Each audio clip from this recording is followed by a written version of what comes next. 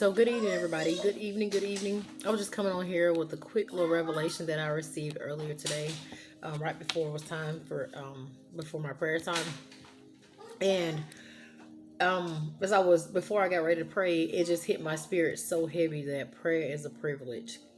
And a lot of times we take prayer and worship and reading our Bible for granted. We think a lot of things will always be there to do certain things, and because we live in a country that's so free when it comes down to us worshiping and serving the Lord, we think, we take it for granted. So, one way that Satan attacks many Christians is by their prayer life. It's like he uses the Python spirit to like suffocate you out of praying to where it constrict your prayer life to where you don't feel like praying, you don't want to pray, no desire to pray. And I've suffered from that before, while I was afflicted that way in my prayer life. I would, watch teachings and listen to worship and worship and all that stuff, but my prayer life was so bad.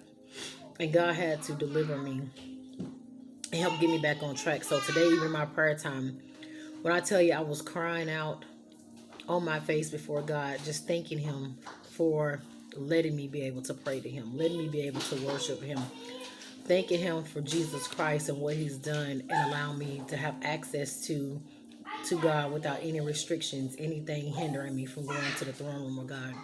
I was in a desperate cry, in my prayer language of praying, thanking God for just the ability to be able to pray, to be able to talk with Him. I was so grateful for that. And I just wanted to share that with everybody to let you know that don't take your prayer time, don't take prayer for granted, because it is a privilege. There's a lot of people that's out in the world now that God has turned them over to a reprobate mind, meaning they're not. God is just let them do their own thing because they've been prideful. They haven't listened to instructions, no wisdom, knowledge. So He just kind of let them out there their own thing. And being in that kind of state of mind, they probably not praying, I'm pretty sure. So I'm just grateful that God allowed me to be able to still be able to pray. So I just wanted to come on here and share that quick word that prayer is a privilege. Don't take your privileges for granted, and not talk to the Lord, about the things that concerns or that's on your heart. So I hope this word, help somebody in their walk, and I hope that you be edified, that the Lord be glorified in this. And like I said, prayer is a privilege. If you get that in your mind, it opened my outlook tremendously when that came in my spirit today about prayer being a privilege. Like, it opened my whole inside. It made me so much more grateful to be able to pray. Like, I was crying, thanking God.